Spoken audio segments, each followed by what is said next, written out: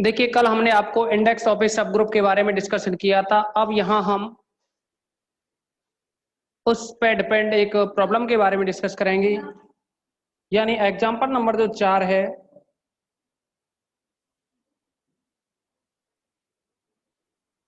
Example number जो 4 दे रखा है आप लोगों के लिए, यह देखिए इंडेक्स ऑफ सब ग्रुप है, उस पर डिपेंड है। यह है, मान लीजिए कि एच तथा के ग्रुप जी के,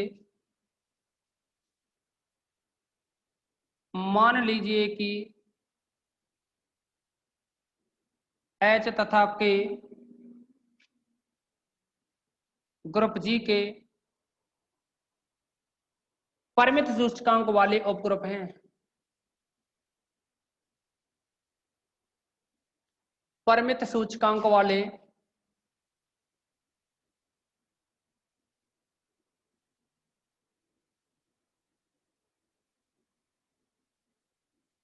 उपग्रुप हैं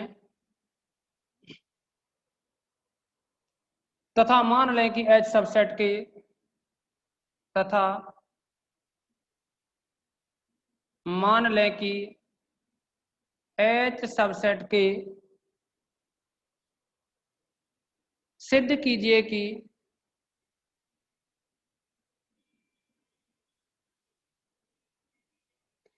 सिद्ध कीजिए कि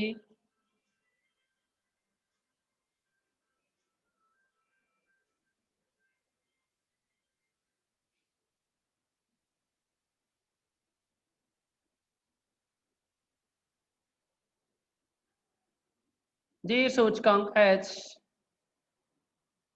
इक्वल में के एच इंटू, इसमें बीच में इंटू है, इंटू में जी के, ये प्रूव करना है। तो इसके लिए क्या करेंगे हम,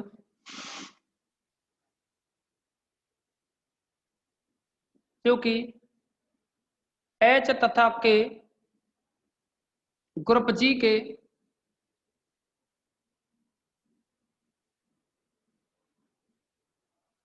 परिमित सूचकांक वाले उपग्रुप हैं,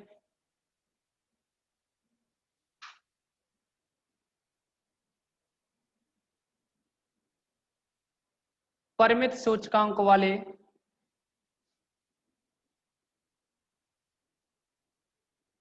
उपग्रुप हैं तथा एच सबसेट के है। तब हमने आपको जो लैग्रांज प्रमेय बताई थी उसी की कंडीशन से कह सकते हो, या फिर सूचकांक की परिभाषा से। तब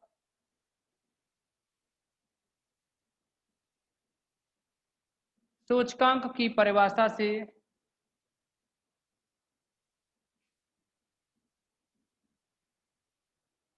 तो देखिए सूचकांक की परिभाषा के अकॉर्डिंग हम इसका आरएचएस लेकर के चल रहे हैं। के एच इंटू जी के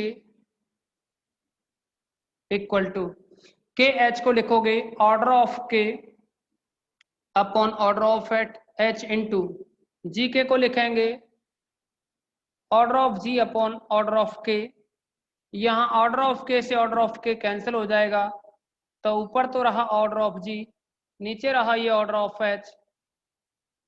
तो इस order of G upon order of H को आप लिख सकते हैं, order of G upon order of H को आप लिख सकते हो जी सूचकांक एच, जी इंडेक्स एच, इस फॉर्म में कंडीशन लिख देंगे। जी इंडेक्स जो एच है वह बनता है order of G upon order of H, ये रहेगा। तो इसका आप स्क्रीनशॉट लें। अब आप क्या है कि इसमें कुछ थ्योरम्स हो रहे हैं एक दो, उनको देखोगे तो जो थ्योरम नंबर है लैग्रांज थ्योरम तो आपको बता दी थी, इंडेक्स के बारे में बता दिया। इसके बाद एक थ्योरम है साइक्लिक ग्रुप की, यह है चक्रीय ग्रुप का उपग्रुप चक्रीय होता है, यानी चक्रीय ग्रुप का जो उपग्रुप है वह भी चक्रीय होता है, ये प्रूव करना है।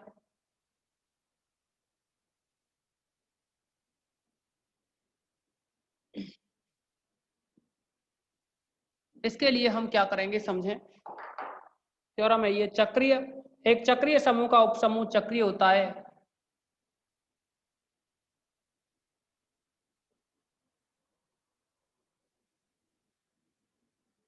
एक चक्रीय ग्रुप का उपग्रुप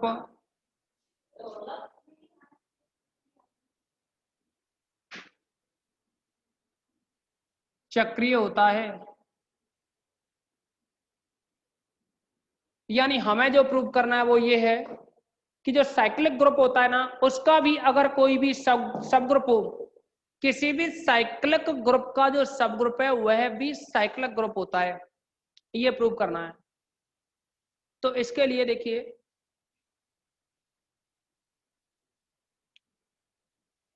हम लेकर के चलें कि माना कैपिटल जी एक चक्रीय ग्रुप है जिसका जनक कोई भी स्मॉल ए एलिमेंट है और एच जी का उपग्रुप है। तो अगर हम यहां ये लेकर के चलें, माना कैपिटल जी एक चक्रीय ग्रुप है, यानी जी क्या एक साइक्लिक ग्रुप है,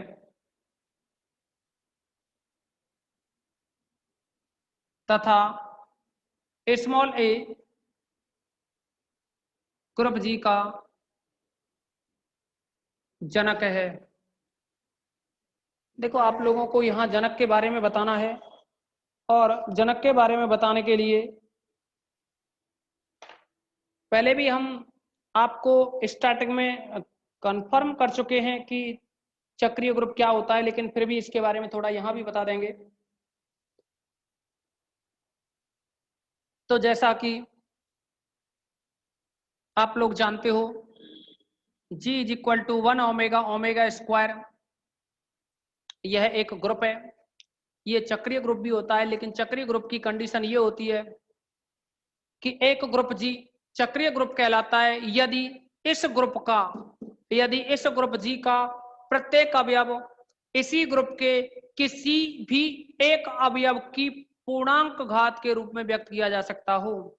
देखो मैं समझाऊं आपको, ये तो डेफिनेशन थी जो कि हम पहले आपको लिखा चुके हैं स्टार्टिंग के, लेकिन यहां अब आप समझेंगे कि जो जी दे रखा है,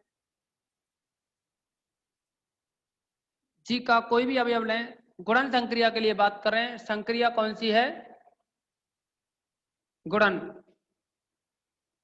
अब इस गुणन संक्रिया के लिए आप देखेंगे कि यहाँ जो अवयव है तत्समक वो एक है। तो किसी ओमेगा या ओमेगा स्क्वायर को लेके चलो, पहले हम आपको ओमेगा स्क्वायर के बारे में बता रहे हैं। अगर इस ओमेगा स्क्वायर पर घात आप 1 2 3 करें, क्योंकि तीन ही अवयव में आगे भी लिखोगे तो उससे कोई मतलब नहीं है। अगर आप ओमेगा स्क्वायर पे एक घात करोगे तो ओमेगा स्क्वायर आएगा, ओमेगा स्क्वायर पे 2 घात करोगे तो ओमेगा की घात 4 बनेगा, जो कि ओमेगा के बराबर होता है, और ओमेगा की घात 3 गुणा 2 करोगे जो 6 होगा, ओमेगा 6 1 होता है। तो आप लोगों ने जैसा कि देखा ओमेगा स्क्वायर पे घात 1 2 3, यानी इस जी के किसी एक अवयव ओमेगा स्क्वायर ले लिया हमने, इसी ओमेगा स्क्वायर की घात पूर्णांक घात की, पूर्णांक घात करने पर हमने पाया कि 1 ओमेगा ओमेगा स्क्वायर जो कि इस जी के अवयव हैं प्राप्त हो रहे हैं। तो ऐसी कंडीशन में जो ओमेगा स्क्वायर है, ओमेगा स्क्वायर इस जी का जनक है। यहां जो ओमेगा स्क्वायर आया वह क्या रहा, इस जी का जनक। तो क्या एक ही जनक हो सकता है? तो बात ऐसी है कि किसी भी ग्रुप के कितने भी जनक हो सकते हैं, एक भी हो सकता है, दो भी हो सकते हैं, तीन भी हो सकते हैं, लेकिन कंडीशन है कि अगर कोई भी परिमित ग्रुप है तो उसके कितने भी जनक हो सकते हैं, लेकिन अगर कोई भी ग्रुप अपरिमित है तो उसके केवल और केवल 2 ही जनक होते हैं। यानी अगर अपरिमित ग्रुप है तो उसके केवल 2 ही जनक होते हैं। ये एक थ्योरम है जो कि बीएससी पार्ट फर्स्ट ईयर में आपको ग्रुप वाले चैप्टर में पढ़ा दी गई है। अब ग्रुप वाले चैप्टर में, ग्रुप वाला चैप्टर क्या है, डिस्क्रीट की जो बुक थी ना, आपने डिस्क्रीट की जो बुक पढ़ी थी उसका चैप्टर नंबर 4 पढ़ा था बीजीय संरचना के नाम से, वहां आपने ये पढ़ रखा है सब कुछ। तो अब आप लोग देखेंगे कि यहाँ ओमेगा स्क्वायर जी का जनक हो गया, क्या इसी तरह से ओमेगा भी जी का जनक हो सकता है? तो जो ओमेगा है इस पर अगर हम पूर्णांक घात करें 1 2 3 तो आप प्राप्त करेंगे ओमेगा पे घात 1 करने पे ओमेगा आया और ये ओमेगा स्क्वायर रहा, ओमेगा क्यू 1 रहा। तो ओमेगा पर भी अगर आपने पूर्णांक घातें की तो पूर्णांक घात करने के बाद में 1 ओमेगा ओमेगा स्क्वायर मिले जो कि जी के एलिमेंट हैं। यानी ओमेगा पर भी घात 1 2 3 करने पर सभी जी के अवयव प्राप्त हो गए, तो हम कह देंगे कि यहाँ जो ओमेगा है वह भी जी का जनक है। तो यानी ओमेगा और ओमेगा स्क्वायर दोनों ही क्या है, जी के जनक हैं। तत्समक जी का जनक तब होता है जब अकेला ही तत्समक अवयव हो, उस कंडीशन में वो चक्रीय ग्रुप ही होता है।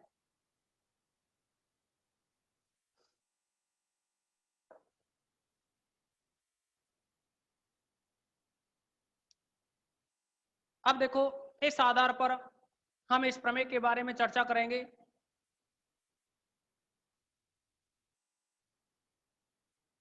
इस एग्जाम्पल को लिखा रहने दे रहे हैं हम, इसमें एक बात और समझानी आपको। देखिए इसी एग्जाम्पल से एक और रिजल्ट है उसको बताएंगे हम। ओमेगा क्यू करें या ओमेगा 4 करें या ओमेगा 5 करें या ओमेगा 6 करें या ओमेगा 7 करें, ये अभी जैसे जैसे इस थ्योरम को समझाते जाएंगे, जहां जरूरत पड़ेगी तो इसके आधार पर एक पॉइंट समझाना है आप लोगों को। जैसे ये ग्रुप जी है और एक ग्रुप इसका उपग्रुप है, यानी एच है ना, एच वो क्या है, एच सबसेट जी है। जहां एच मान लीजिए आपने लिया एच की value omega cube, omega 4, omega 5, omega 6, इस तरह से एच क्या है, यहाँ जी का उपग्रुप है जो कि हमने ओमेगा क्यू से स्टार्ट किया है, omega cube, omega 4, omega 5, omega 6। तो अब आप लोग देखें इसमें कि माना जी एक चक्रीय ग्रुप है तथा ए जी का जनक है, एवं कैपिटल एच ग्रुप जी का एक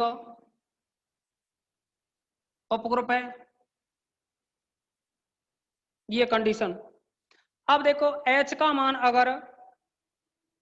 अगर एच का मान है वो जी के बराबर हो जाए, अगर एच का मान जी के बराबर हो जाता है तब हम ये कहेंगे। देखिए यहाँ दो रिजल्ट बनेंगे, पहले तो ये दो रिजल्ट देखो, यदि एच है वह या तो जी के बराबर हो जाए, यानी एच और जी दोनों क्या हो जाएं, बराबर बराबर हो जाएंगे, तो आप समझोगे कि एच और जी में जब बराबर अवयव हो जाएं तो एच स्वतः ही चक्रीय ग्रुप होगा, एच स्वतः ही चक्रीय ग्रुप होगा। हम इसलिए कह रहे हैं देखो एच और जी दोनों बराबर हो जाएं तो जी तो ऑलरेडी चक्रीय ग्रुप है ही, जी एक चक्रीय ग्रुप है जिसका जनक ए है।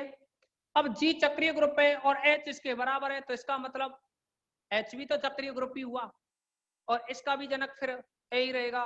तो यानी अगर एच जी के बराबर हो जाए या फिर जो जी है वह तत्समक ई के बराबर हो जाए, तत्समक ग्रुप, तो तत्समक जो ग्रुप होता है वह एक चक्रीय ग्रुप ही होता है। तो इस स्थिति में हम ये कह सकते हैं, या तो ये कह दो कि H बराबर जी और E दोनों को एक साथ लिख दो, और या फिर आप लोग अलग अलग लिख सकते हो, लेकिन G बराबर E ना कह करके H बराबर E कहोगे। यहां G बराबर E ना कह करके आप H बराबर E कहेंगे। H के बारे में डिस्कस कर रहे हैं तो हम इस रिजल्ट के अकॉर्डिंग ये कह सकते हैं, तब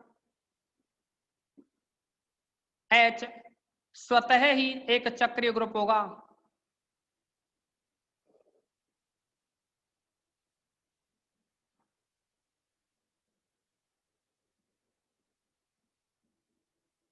अब अगर ये H स्वतः ही चक्रीय ग्रुप है तो इसके बाद हम बात करें कि अगर H G के बराबर भी ना हो और H का मान E के बराबर भी ना हो, यानी H क्या है, एक प्रॉपर सब ग्रुप, प्रॉपर क्या है, सबसेट हो, H G का प्रॉपर सबसेट हो, ये लेके चलें, या प्रॉपर सब ग्रुप की बात करेंगे क्योंकि चक्रीय ग्रुप का उपग्रुप, तो H क्या है, उपग्रुप है, H ग्रुप G का उपग्रुप है।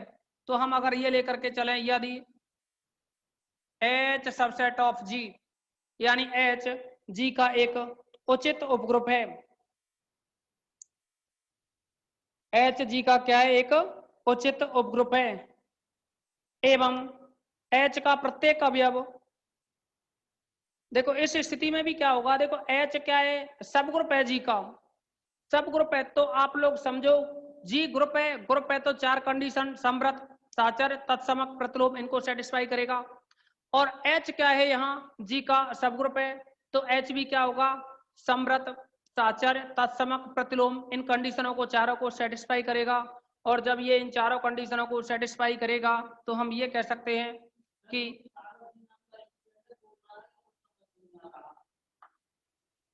क्या नाम बताया,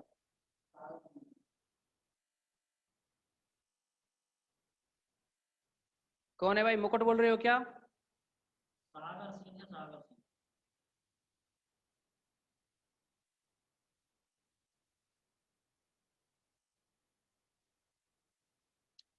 चलो रिपीट कर देंगे, लेकिन ये बताओ कौन सी बात समझ में नहीं आई। रिपीट कर देंगे लेकिन बता दो फिर भी क्या चीज समझ में नहीं आई।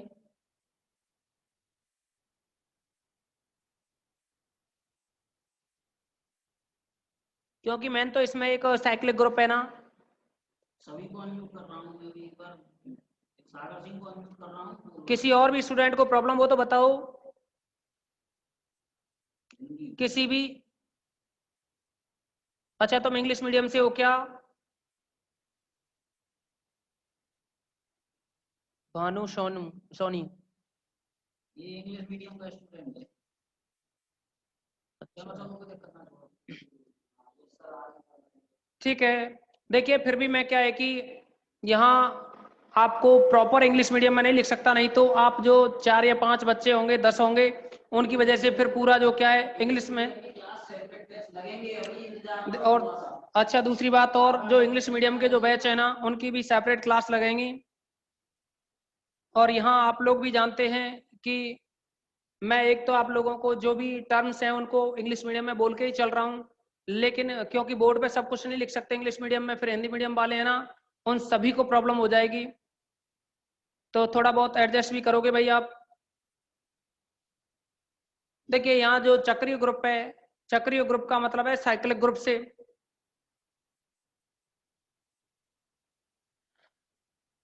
तो अगर हम यहाँ सब कुछ हम इंग्लिश में टर्म है उनको लेकर के चल रहे हैं आप लोगों को। देखिए यदि ये कंडीशन बन जाए कि एच क्या है, प्रॉपर सब ग्रुप हो जी का, एच जी का प्रॉपर सब ग्रुप हो, तब यहाँ जी जो ग्रुप है, जैसा कि पहले बताया कि जी क्या है, एक ग्रुप है, और एच क्या है, जी का प्रॉपर सब ग्रुप है, तो हम ये कह सकते हैं कि जो जनक जी का है वही जनक फिर एच का होगा। जैसे कि आप देखेंगे यहाँ जी ग्रुप था 1 ओमेगा, ओमेगा स्क्वायर, ओमेगा 7 तक भी लिख दिया, और भी लिख दिया हमने।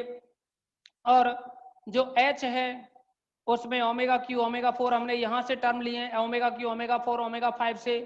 तो ये जो एच में, सेट एच में जो एलिमेंट्स लिखे हुए हैं इनमें भी देखोगे कि ओमेगा जो, ये जो ओमेगा क्यू है ये जो कि 1 हो जाता है। अच्छा अगर ओमेगा क्यू जो कि 1 हो जाता है यहाँ से ना लेकर के हमने ओमेगा 4 से अगर लेकर के चलें तो भी कोई दिक्कत नहीं है, थोड़ा सा क्लियर करने के लिए बता रहे हैं ये कि ओमेगा 4, 5, 6 और 7 आप लोग देखोगे ओमेगा 4 यानी ओमेगा ही होता है ना, और ओमेगा की घात 1 करो या 2 करो या 3 करो या 4 करो, सारे अवयव मिलते जाएंगे आपको इसके। तो जब ये सारे अवयव मिलते जाएंगे एच के, तो हम वही कह रहे हैं कि यहाँ ओमेगा हो गया जनक, यहाँ भी ओमेगा था जनक, क्योंकि सेट तो वही है ना, 1 ओमेगा, ओमेगा स्क्वायर। आप इनको कितना भी आगे लिखते जाओ, ओमेगा 6 की वैल्यू 1 होती है, 7 की वैल्यू ओमेगा होती है, ओमेगा 5 की वैल्यू ओमेगा स्क्वायर होती है, ओमेगा 4 की वैल्यू, सॉरी ओमेगा 5 की वैल्यू ओमेगा स्क्वायर होती है, और यहाँ ओमेगा 4 की वैल्यू ओमेगा होती है। तो कहने का मतलब ये है कि ये सेट हो या ये सेट हो, सेट तो दोनों बराबर ही हैं, पर हमने समझाने के लिए अभी इसको लिया है कि H is equal to omega 4 से स्टार्ट कर दिया है। तो आप जैसा कि हमने कहा यदि एच जी का क्या है, कोई प्रॉपर सब ग्रुप हो, एच जी का प्रॉपर सब ग्रुप हो, तब देखो जी का जो जनक है वो स्मॉल ए है, जी एक चक्रीय ग्रुप है तथा ए ग्रुप जी का जनक है, यानी जो जनरेटर है ए, ए जी का जो जनरेटर है उसी तरह से एच का भी जनरेटर होगा ए, क्योंकि एच सब ग्रुप ऑफ जी है, यानी तब ए ग्रुप एच का भी या उपग्रुप एच का जनक होगा, तब ए उपग्रुप एच का भी जनक होगा।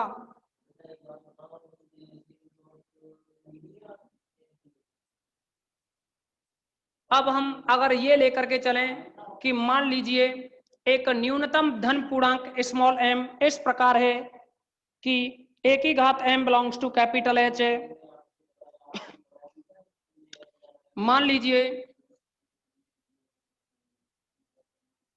अब माना एक न्यूनतम धन पूर्णांक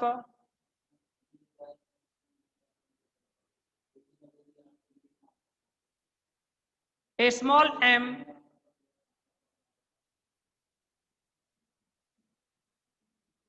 इस प्रकार है कि ए पे घात एम करने पर ये एच का एलिमेंट है, तथा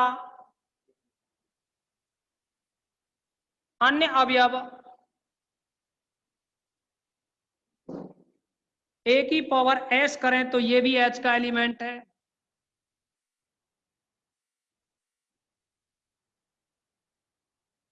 तब कलन विधि से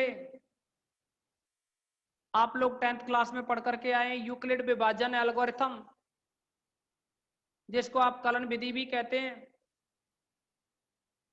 अब उस कलन विधि का उपयोग करेंगे, लेकिन उससे पहले समझें आप, यहां लिखा है कि माना एक न्यूनतम धन पूर्णांक एम, एम तो क्या एक न्यूनतम धन पूर्णांक है, लेकिन वो एम इस प्रकार का न्यूनतम धन पूर्णांक है कि ए पर जैसे ही एम करें, ए पे जैसे ही एम करें तो वो एच में आ जाए।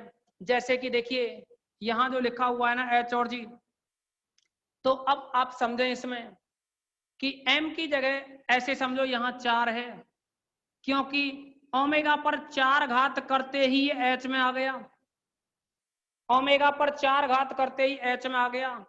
अगर हम ये कहते ओमेगा क्यू तो ओमेगा क्यू एच में नहीं है, अगर हम कहते ओमेगा स्क्वायर तो ये भी एच में नहीं है, ओमेगा भी लेते तो भी एच में नहीं है। वैसे सब कुछ है, क्योंकि ओमेगा 4 तो ओमेगा होता ही है, ये आप जानते हैं। लेकिन हम उस बात को दिमाग में न रख करके ये देखो आप, ओमेगा 4 है, जो ओमेगा 4 है वह एच में है, जहां ये जो 4 है ना इसकी जगह एम है। देखो यही लिखा है, माना एक न्यूनतम धन पूर्णांक स्मॉल एम इस प्रकार है कि ए पर घात एम लगाने पर, यानी जो एलिमेंट ए है उस पर मिनिमम जो पूर्णांक है, न्यूनतम धन पूर्णांक यानी मिनिमम इंटीजर जो नंबर है स्मॉल एम, उसको ए पे जैसे ही लगाएं उसे लगाने के बाद एच में आ जाए। जैसे कि हमने कहा यहां अगर हम ओमेगा की जगह ओमेगा की घात 4 कर दें तो ये एच में आ जाए, तो यहाँ जो 4 है वह एक न्यूनतम धन पूर्णांक है। और दूसरा जो अभी अब लिया है ये ए एस, इसमें जो एस है, इसमें जो एस है ये कोई सा भी मान हो सकता है, एस ये हो सकता है या ये हो सकता है, यानी एस की वैल्यू 6 हो सकती है या 7 हो सकती है या 8 हो सकती है, कितनी भी हो सकती है एस की वैल्यू। लेकिन ये जरूर है एम न्यूनतम है, यानी एम की वैल्यू छोटे से छोटी है, तो फिर एस की वैल्यू तो क्या होगी, एम से बड़ी ही होगी। और बड़ी होगी तो फिर आप जानते हैं कि जैसे आप 6 में अगर 4 का भाग दोगे तो कुछ ना कुछ भाग जाएगा, कुछ भाग जाएगा, यहाँ शेषफल आएगा, मान लो क्यू, भागफल आएगा क्यू, और शेषफल जो रिमाइंडर है वो रही जैसे कि आर। तो वही बात यहां समझें अगर आप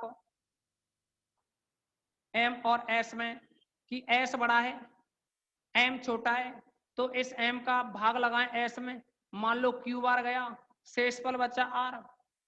तो जो आपके लिए अभी बोला हमने कि जो कलन विधि है या यूक्लिड विभाजन एल्गोरिथम है, उसके अकॉर्डिंग क्या है कि जो एस होगा एस वह लिखा जाएगा एम और क्यू का गुणा कर दें, एम क्यू प्लस ये जो आर है इसको जोड़ दें।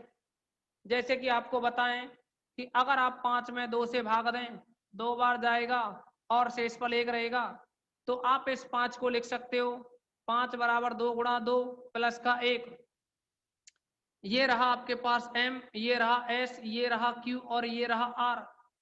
तो देखिए यही कंडीशन लिखी, s इक्वल टू, ये s हो गया ना, तो s is equal to M Q plus 1 की जगह रिमाइंडर है r, ये लिखा।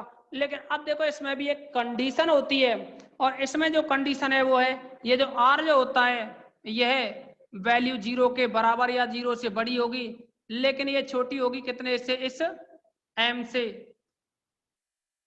वैसे तो क्या एनसीईआरटी में ये 10th क्लास में था, लेकिन अब 10th क्लास, ये पहले था 10th क्लास में, अब ये नहीं पता कि 10th क्लास में तुम लोगों ने पढ़ाया या नहीं।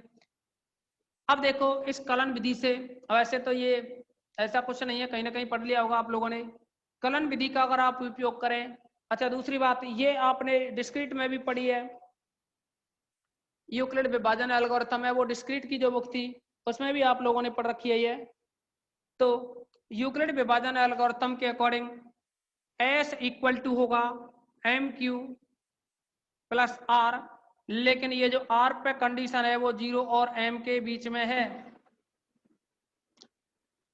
अब यहां से s is equal to M Q plus R हो गया। अगर हम यहां से शेषफल r को निकालें तो ये आएगा r is equal to S minus का एम क्यू,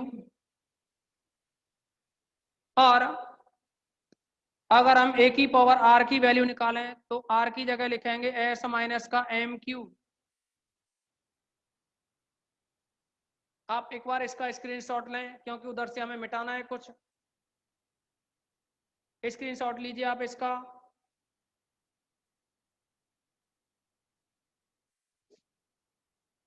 अब देखो इसमें